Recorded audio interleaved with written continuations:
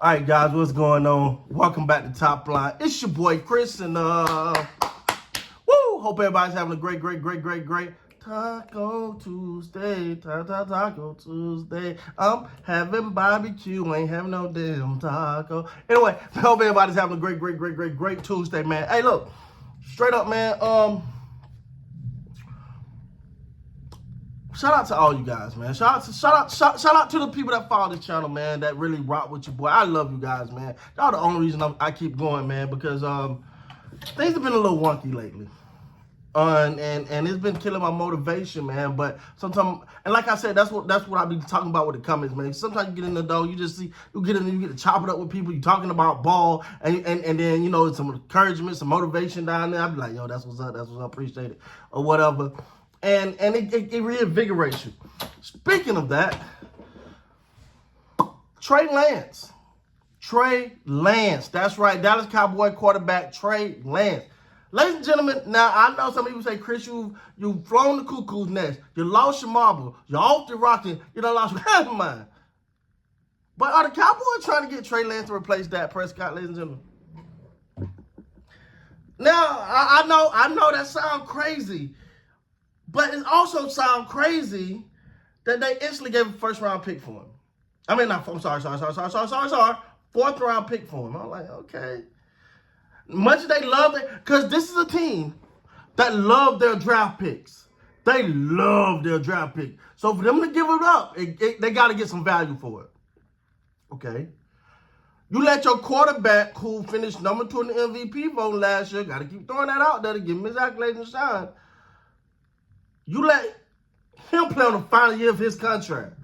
The very first move you do in free agency is going to get Trey Lance locked up for the season. That's the very first move. It's funny to me, and it sends a bad signal to Dak that that's the first move you do. Okay. Now, what do we say about the Cowboys? They're cheap. They don't want to spend money. Let's say, now I'm not saying this happened, but let's say it does. Let's say Trey Lance have a phenomenal preseason. Now, let's not forget, there was another quarterback that came along in the preseason too. Remember, somebody versus the LA Rams, new college, whatever they call it, open up new stadium stuff. Remember that guy Dak Prescott did that, remember?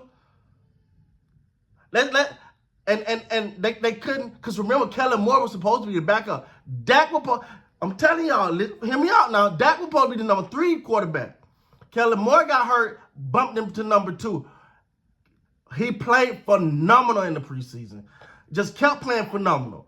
Remember, Tony Romo got injured, never got a job back. Now, I'm not saying that would happen to Dak. Now, I'm wishing nothing like that would happen to Dak. So let's not say I'm saying that. But I'm saying, now, if you're the Cowboys and you don't want to spend money, because the Cowboys have showed us, you can say what you want to say, the Cowboys have showed us, they're putting money over winning, because they could have cleared about $60 million in cap space. So when I hear somebody jump on here talking about, oh, they didn't have the money, they could have cleared $60 million in cap space. So shut up to me talking about the money.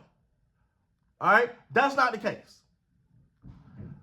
They're willing to pay him that.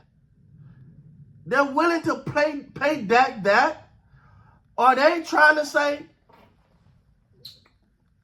well, instead of having this big old, what if we can get close to Dak Prescott production with Trey Lance? Because you got to remember now, because when Cooper Rush was in there, when Cooper Rush was playing for Dak, what happened? Everybody was like, Dak who? I don't know. This boy look pretty good. Hey, what he doing that Dak can't do? Listen, I was like, nah, y'all bugging, dog. But towards the end of that thing, I was like, all right, man, this is getting interesting. That's why I don't rule this scenario out, just because it's the Joneses. Just because it seemed like the most important thing to them is saving money. If Trey Lance come out there and light it up in preseason and just make Cooper Rush be an afterthought, and he get some kind of a momentum behind him, and Dak struggles, or a minor injury, he missed a game or two, and Trey Lance come in and light it up. That'll be interesting. That would be interesting because you know the Cowboys don't want to spend money, and they definitely don't want to spend money on they don't want to spend that kind of money. Now, eventually, if Trey Lance it turns out to be that guy and win, then you gotta say, well, you're gonna have to pay him eventually. You're gonna pay somebody. But nah, man, I'm just looking at this thing because you keep hearing, yo, Trey Lance. Dak is impressed by Trey Lance, and you keep hearing Trey Lance seem like him and Jalen Tolbert. That's all you're hearing in the camp. Trey Lance, Jalen Tolbert. Trey Lance, Jalen Tolbert. Yeah. I believe when we sit on a football field, actually in a game, that's when I believe all this, because every year somebody's hyped and overhyped. So I'm not buying into all that. But I'm just thinking, like, I've been thinking about this Trey Lance thing, man. The Cowboys was a little eager to secure him for this year. And if that has anything other than a phenomenal number, and Trey Lance, because now I know everybody's saying, hold on, everybody's going, Trey Lance, Chris, stop, Chris, Trey Lance, stop, Chris, stop. Wait a minute now, but the LA Rams said Jared Goff wasn't. Remember that? The LA Rams said Jared Goff won. The Cleveland Browns said Baker Mayfield wasn't.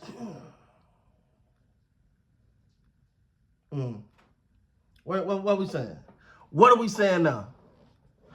Meaning, it ain't always the player, it's the position you put them in. For some reason, the Rams never believed in Jared Goff. They got him. I ain't gonna say that. They gave everything up to give him. They got him. I think first round, first pick. I think he was first pick. They got Jared Goff, and he never filled the building for them. They gave up picks, gave him up, everything for Matthew Stafford. Jared Goff just led his team to the NFC Championship. Now they did get a Super Bowl out of Stafford, but damn, what if you would have gave Jared Goff all that you gave Matthew Stafford? See, that's what these teams be doing. They be trying to hype up these quarterbacks to make a certain quarterback look like, oh, that was a great decision. Well, hell, if you gave the other quarterback the same thing you gave this quarterback, we might be having a different conversation about it. But Jared Goff just got a big deal in Detroit. I think he's pretty damn good, if you ask me. I thought he handled himself very well with the Detroit line, given the history, given the lack of expectations, given that they are known to not be a good team, and have that team of him, and I'm not just giving all the credit to him, but played damn well in the playoff with him and Aiden and the coach Campbell. So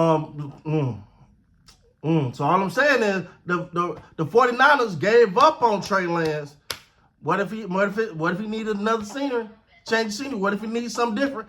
I know I got some 49er fans on here that gonna say something. So let us know, because y'all seen them up close and personal. Y'all know the real. If you got some insight, tell me what you see. But could this be a setup for that? Or the Cowboys trying to get Trey Lance? And can Trey Lance take that Prescott spot? With that being said, guys, please like, comment, subscribe to the channel. See you next time, guys. Be great, man.